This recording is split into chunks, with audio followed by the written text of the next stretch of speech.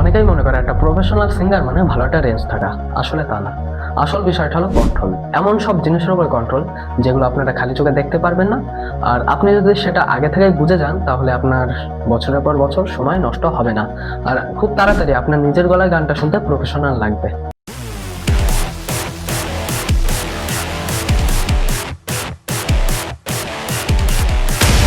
আজ আমি আপনাদের প্রফেশনাল ভোকালের পেছনে সেই সিক্রেটটাই বলবো যেটা সহজে কেউ শেয়ার করবে না।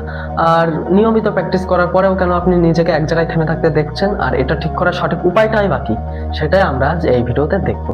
আপনি যদি এমন কেউ হন যিনি বাথরুমে বসে বসে গান গান, তারপর নিজে গান গেয়ে সেটা রেকর্ড করে পরে শোনেন, আর যদি ছোটোখাটো কোনো প্রোগ্রামও করেন তাও মনে হয় নিজের গলাটা নিজের নিয়ন্ত্রণে নেই, তবে এই ভিডিওটা আপনার জন্যই। আমি কোনো ভগবানের দান করা ট্যালেন্টের কথা বলছি না, আমি বলছি সেই পরিশ্রমের কথা যেটা সহজে কেউ আলোচনা করে না। আর কয়েক মিনিটে আপনি শিখবেন বেশিরভাগ গায়ক আসলে কোন মূল জায়গায় যে আটকে যায়, প্রফেশনালরা কিভাবে কেবল একটি ভালো টেকের ভাষায় না থেকে প্রতিনিয়ত নির্ভরযোগ্য পারফরমেন্স তৈরি করে। যখন আপনার গলা একদম ঠিকঠাক মনে হয় কিন্তু পারফরমেন্স মনের মতন হয় না, তখন আসলে কি প্র্যাকটিস করা উচিত। আর হ্যাঁ, ভিডিও শেষে এমন একটা জিনিস আছে যেটা আমার গানের গলার পেছনে পুরো দৃষ্টিভঙ্গিটাই বদলে দিয়েছিল। আচ্ছা, আসল মজার খেলা তাহলে এখানে শুরু। আপনি যদি প্র্যাকটিস করার পরেও নিজের কোনো উন্নতি না পান, তার মানে এটা না যে আপনি খারাপ গান, এর কারণ হলো ফিডব্যাক লুপ আপনাকে ধোঁকা দিচ্ছে।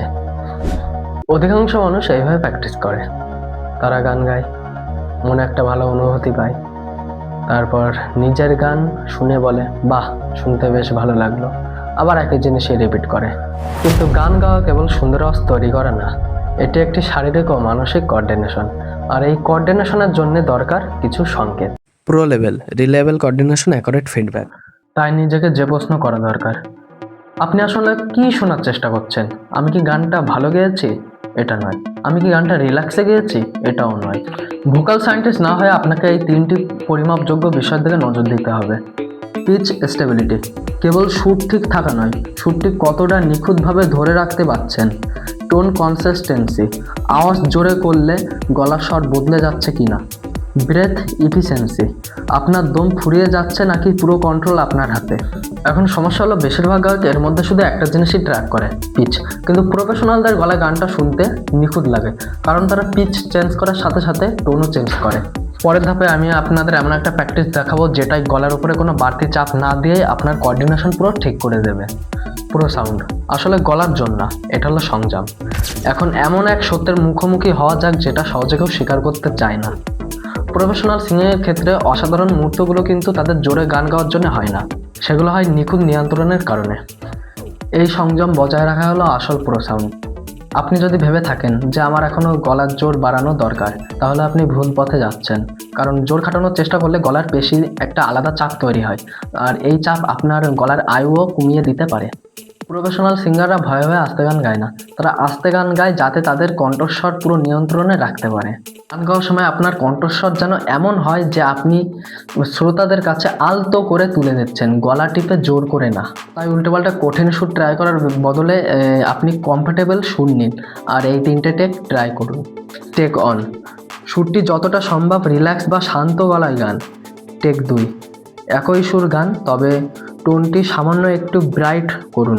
টেক 3, গলা বা চল শান্ত না করে সুরটি সামান্য একটু জোরে গান। যদি আপনার কাছে 3 নাম্বার টেকটি কঠিন মনে হয় তাহলে ভেবে রাখুন এখানে একটা নোটিশ আছে।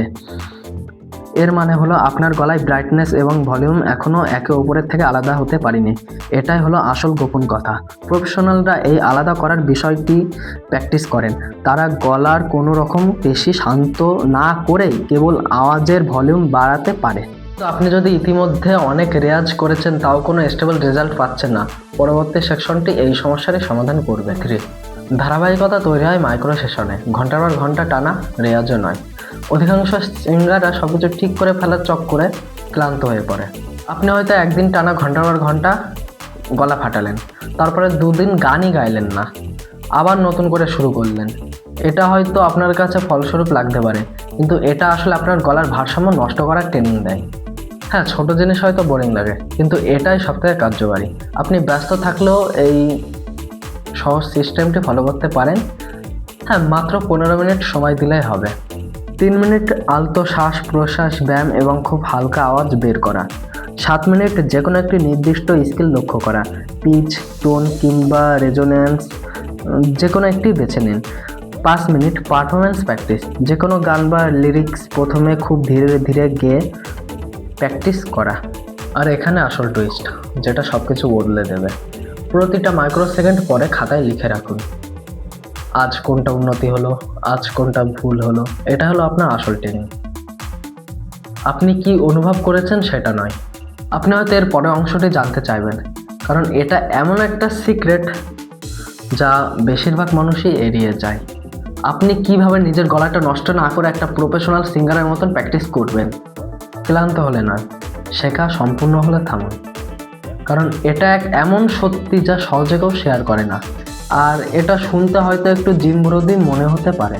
আপনি ততক্ষণ প্র্যাকটিস করবেন না যতক্ষণ না আপনি ক্লান্ত হয়ে পড়েছেন। আপনি ততক্ষণ প্র্যাকটিস করবেন যতক্ষণ না আপনি সঠিকভাবে সেটা শিখতে পেরেছেন। অধিকাংশ মানুষ ক্লান্ত হওয়ার পর্যন্ত অপেক্ষা করেন, কারণ তারা মনে করেন ক্লান্তি হলো আসল প্রচেষ্টা। কিন্তু কেবল কষ্ট করা আমাদের লক্ষ্য নয়, আমাদের লক্ষ্য হলো শেখা। আর শেখা তখনই কার্যকর হয় যখন প্রতিটি প্র্যাকটিস নিখুঁত হয়, যা আপনার শরীরকে নতুন কিছু শেখাতে সাহায্য করে। তাই এই নিয়মটি খাটান। যদি পরপর দুবারের বেশি আপনার টোনের মান খারাপ হয়ে যায়, তাহলে সেই এক্সারসাইজটি সেখানেই বন্ধ করে দিন। জোর করে চালিয়ে যাবেন না। আপনি কিন্তু আপনার গলার জোর বাড়াচ্ছেন না, আপনি ভুলভাল গান গাওয়ার অভ্যাসটাকে আপনার গলার পেশিতে গেঁথে দিচ্ছেন। আপনার গলায় কিন্তু একটা নিজস্ব মেমোরি আছে। আপনি যদি চাপ দিয়ে প্র্যাকটিস করেন, তাহলে আপনার গলা কিন্তু সেই চাপটাকেই মনে রাখবে।